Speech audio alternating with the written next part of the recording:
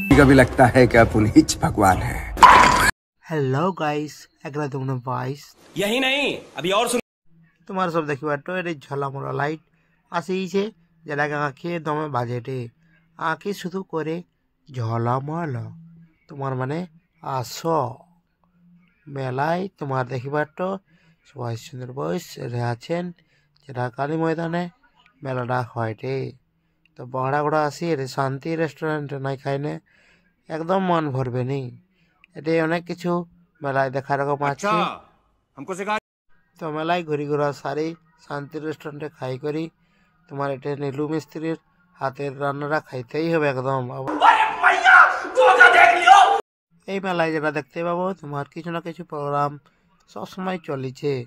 বর্তমান সম্বলপুরি গোটা ড্যান্সে গোটে ছাড়ানো ছেড়ে তো তোমার মানে যে অংশগ্রহণ করবো কমিটির সঙ্গে আগে যোগাযোগ করে রাখবো।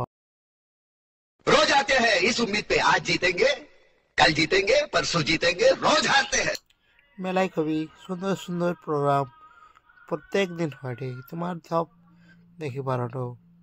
তো সব লোক আসো মেলা উপভোগ করো। তো বন্ধুগণ মেলাটা কেমন লাগলা লাইক কমেন্ট শেয়ার করে মুখে জানাইব। ধন্যবাদ।